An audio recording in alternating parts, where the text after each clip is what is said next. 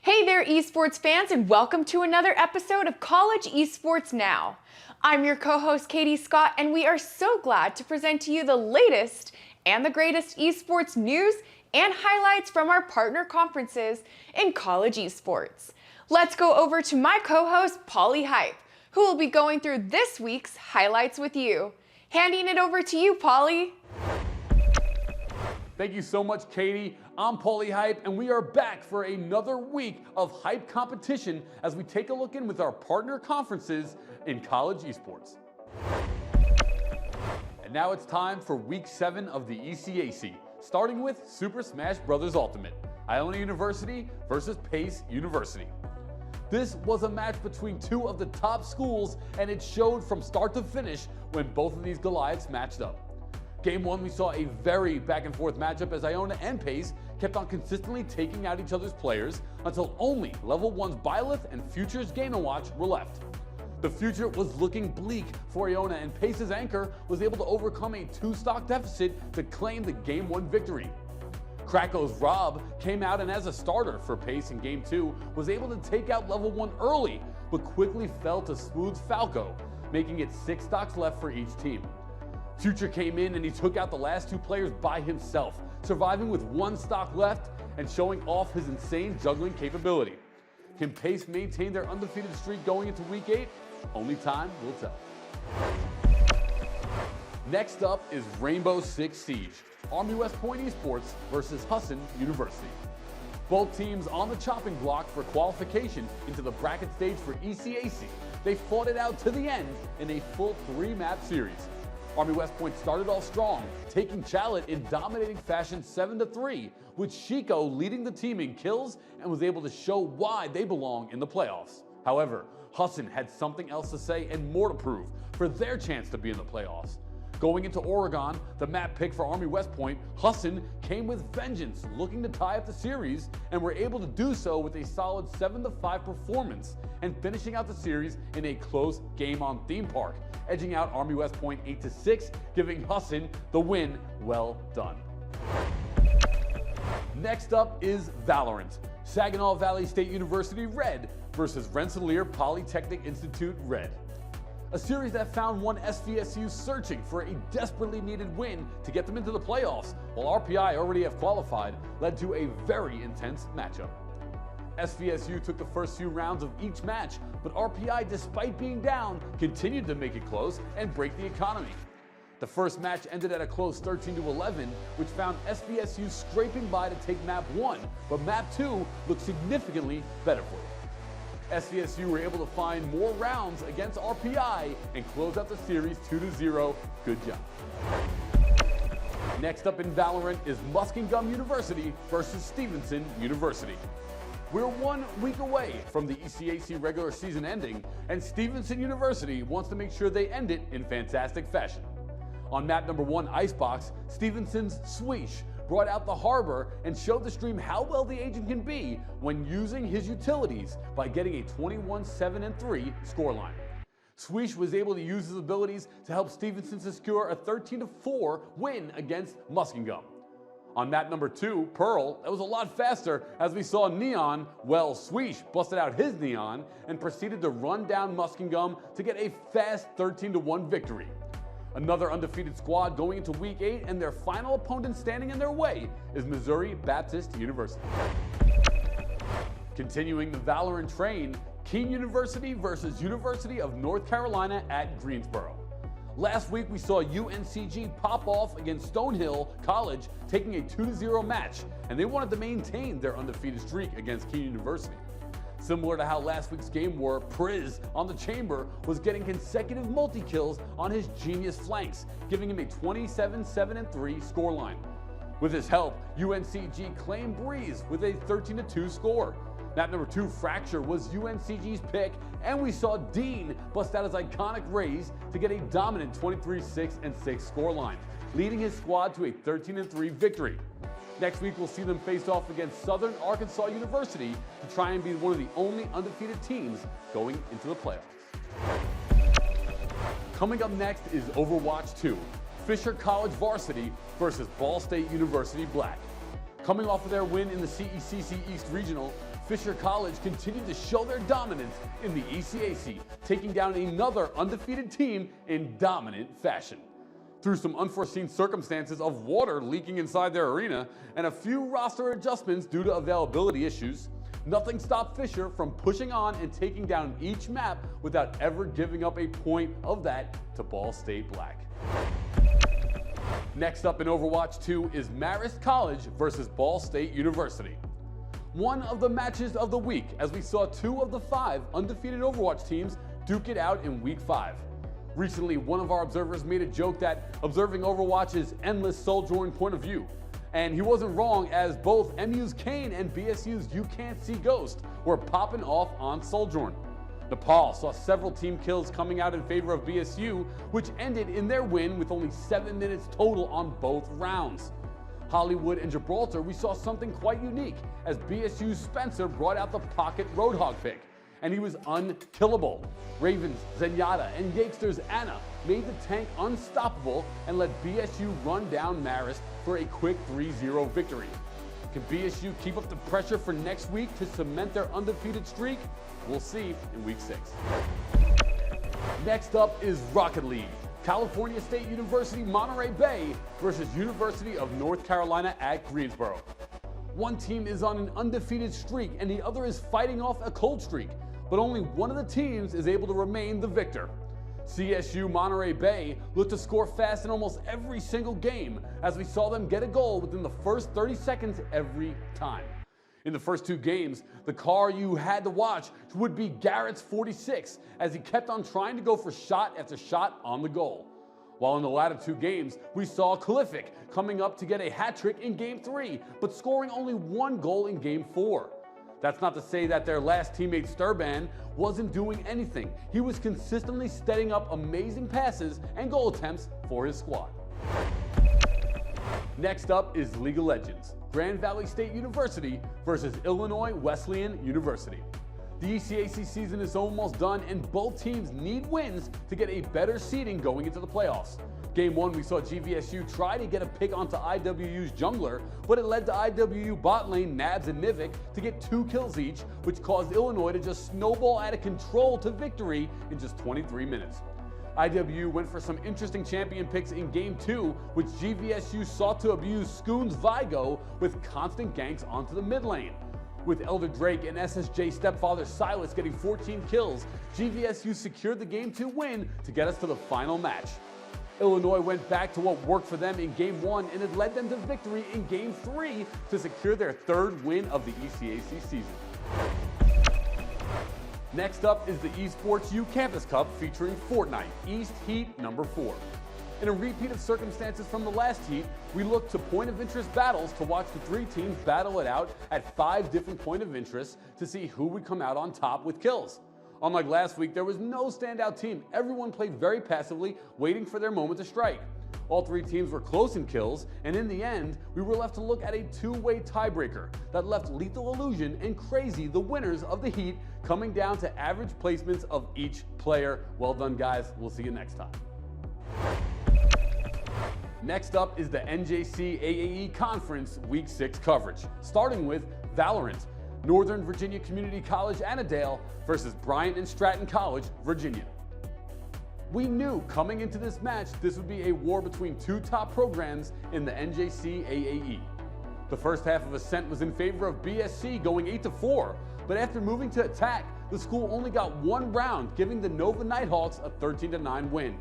On map 1 alone, there were nearly 10 rounds where only 1 agent was left alive on the map. Crazy. Map number 2, Bind, was a similar story, as the first half finished 7-5 in the Nova's favor. But Nova took the moment to close it out with a 13-6 win. Throughout the whole series, both schools played fantastic, with almost both teams getting 10+ kills on both maps. Coming up next is the ECC Week 7 coverage, starting with Valorant, New York Institute of Technology versus Malloy University. Familiar faces to the Esports U network, NYIT and Malloy duked it out on Bind and Pearl in Valorant, and despite the score lines, it was a close series. Feels like a broken record saying this, but Max and TN6 were at the top of the leaderboards, with their clever strategies lending them a 13-1 dominant victory. Surprisingly enough, neither though were the match MVP, as Max with 355 points and TN6 with 351 lost by less than a handful of points to NYIT's Light Yagami with 359. Sadly, his Death Note couldn't get him the map win though, and Pearl saw the rise of Tanuki as he picked up 22 kills with some crazy rotation plays with the assistance of TN6's Nightfall. You heard that right correctly. TN6 was on fade, not chamber for once. After an amazing chase in the last round, Malloy took a 13-2 victory to cement themselves as one of the top schools in the ECC. Now we head over to the GLEC for their playoff coverage with Valorant. University of Mount Union versus Alma College. A win here secures a spot in the top 4. A loss marks the end of the season for one of these teams, and what a close battle this was. On map 1 was a bloodbath, and we saw a total of 21 back and forth rounds. But in the end, Mount Union took the lead with Blackbird and Hayes leading the way. Going over to the Ascent, we saw both Alma and Mount Union fight to the bitter end as we went into double overtime. By the time the game ended, nearly every single player had 20 kills and 20 deaths, showing just how close and long the series was. But in the end, Mount Union takes the trip to the semis with a 2-0 victory. Thank you so much for watching This Week in College Esports. I'm Paul Santoro, aka Paulie Hype, and I'm so excited because now we're starting to get into playoffs. This is where the action really picks up. This is where all the teams are playing for their spot to get into the finals. Over and back to Katie Scott for some more college esports news. Going out of collegiate leagues for just a second, we thought this segment was worthy of Worlds 2022.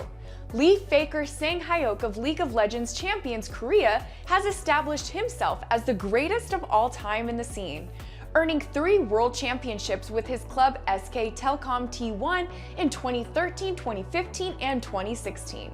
DRX, on the other hand, has had a massive resurgence through Worlds 2022. They took down EDG, the defending world champions, and then took down Gen G. It was ultimately DRX that came out on top at League of Legends Worlds 2022 with a score of 3-2. T1 made some amazing plays, and the veteran experience of players like Faker and Benji, who have been on the stage several times before, made it a hard-fought series. But DRX's ability to adapt and overcome the enemy proved superior and took this year's prize with pride. Did you watch Worlds 2022? Recent studies indicate that you did. November 5th marked the end of the League of Legends World Championship.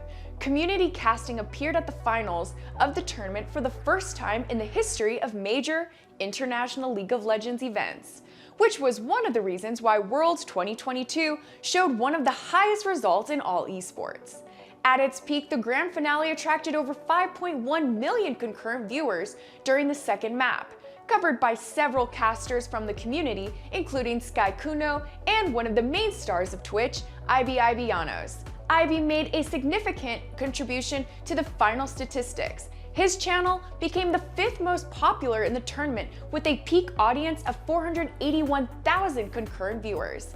If you watched Worlds 2022, we hope you had a great time, and we'll continue informing you all about it here at CEN. Going back to news about collegiate esports now.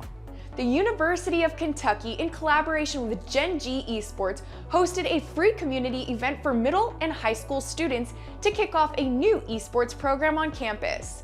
As a part of the UK's larger Smart Campus initiative, the new program is aiming to use esports and other technologies to build a stronger sense of community on campus, as well as maximize student career opportunities in the esports industry. The new esports program's other upcoming events include Scholastic Esports Winter Camps, panel discussions and esports career fairs, Scholastic Esports tournaments, and scholarships.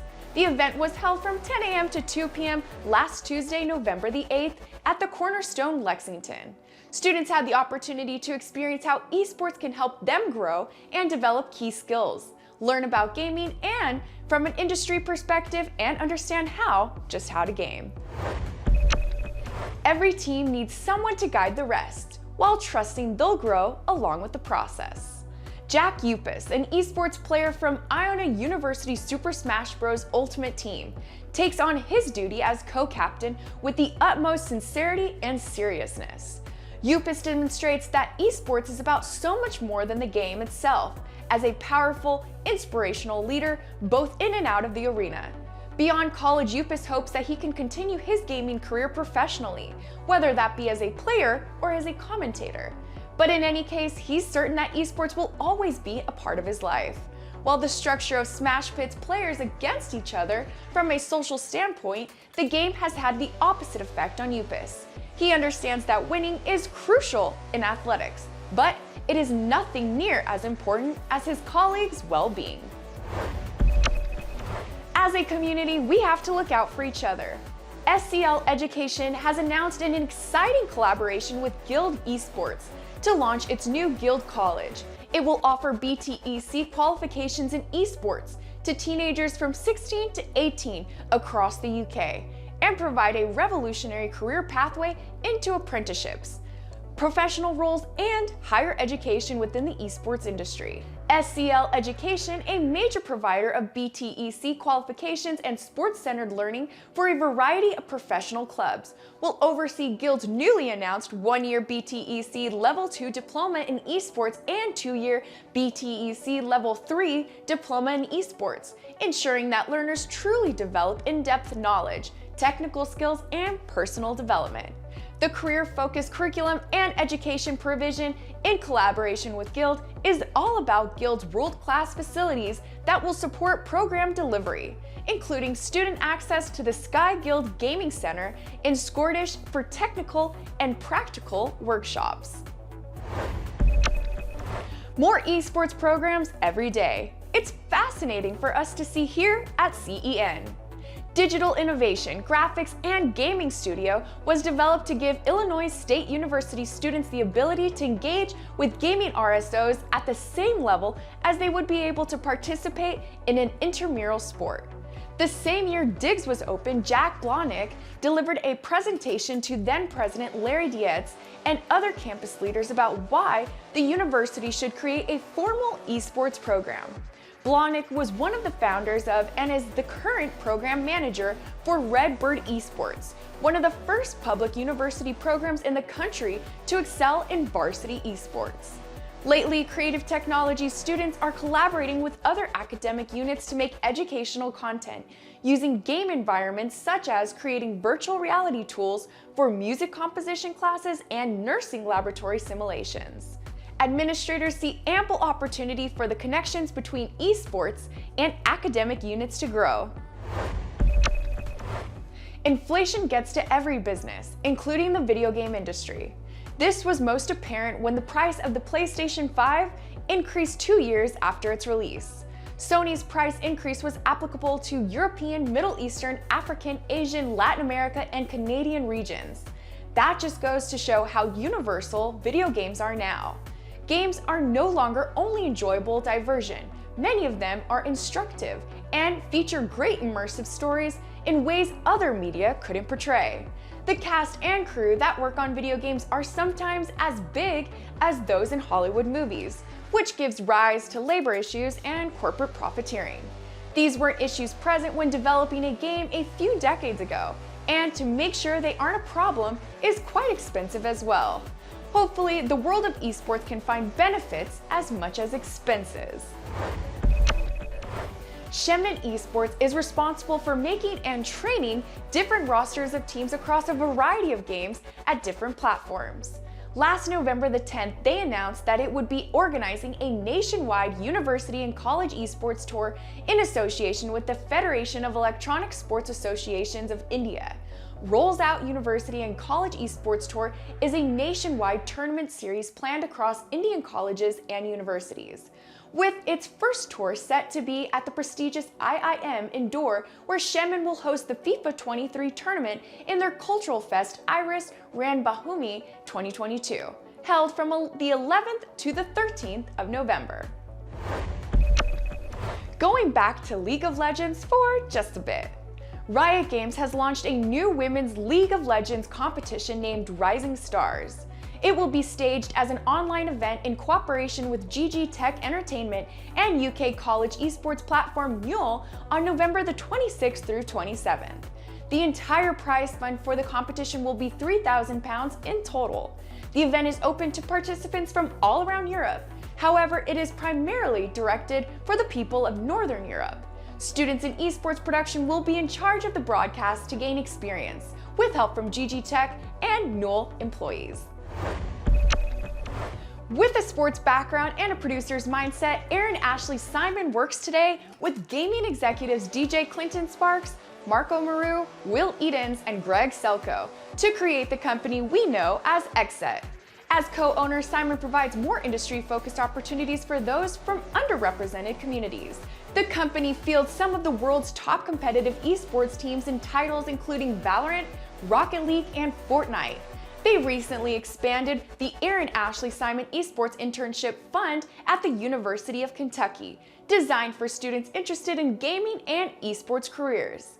The fund has grown to $5,000 with Xset and Simon focused on developing the fund in the coming years by attracting support from other companies and influencers. As Simon continues to evolve in her career, she focuses on devising career paths, keeping up discipline, and making sure no one is afraid of failure. We briefly mentioned it, but let's talk a little bit more about it. Art Basel Miami Beach, said to be North America's most comprehensive international contemporary art fair, celebrates its 20th anniversary December the 1st through the 3rd, with its largest show to date. Thousands of art dealers, artists, collectors, and art aficionados will enjoy modern and contemporary art from 283 galleries from 38 countries. Art Basel Miami Beach is one of only 4 Art Basel fairs in the world. The others are in Hong Kong, Paris, and the Founding Fair in Basel, Switzerland. The huge convention center is divided into sections, each of its own curatorial focus, and the galleries being the main area of section, where 213 top galleries will show major works in all mediums. Attendees aged 12 and over must provide a proof of a negative lab-administered COVID-19 test to gain access to Art Basel Miami Beach 2022. Nothing is more artistic than a player owning the game. Strike is a FIFA professional player that represents Rutgers University. He completely excelled in our FIFA tournament last round and obliterated the competition with astonishing advantage, not even giving them a breather between half times, and taking both victories against his competition back to back. In the match against Augustana, even though Eddie, the Augustana representative, scored the first goal, he owned up to it by evening his match and then some, doing an outstanding score of 1-7 in the last game. Against San Jose State, he didn't show any more mercy, starting both games with a goal in the first couple of minutes, sculpting the same exact score in both last games, 1-7. It's almost chilling. We would like to have a talk with Strike here in the near future, as his knowledge seems to go further than just gaming. Stay tuned for more about the outstanding collegiate players next week. Well, it looks like that was all the time we had for today. Esports hardly sleeps, and it would be a crime to sleep on any opportunity to make the industry grow wider. With every opportunity comes a lot of stories, and we're happy to tell you all about them as they come along. I'm Katie Scott, and we'll see you next time on College Esports Now.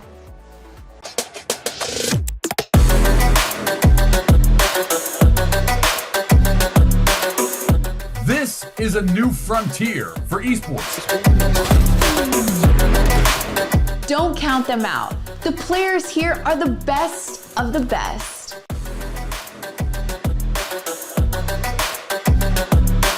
But that's the thing, college esports is the future.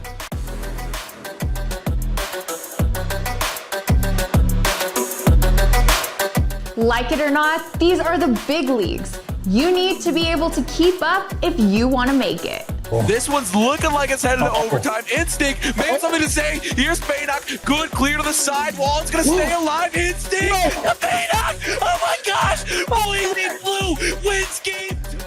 Esports is bringing the world together.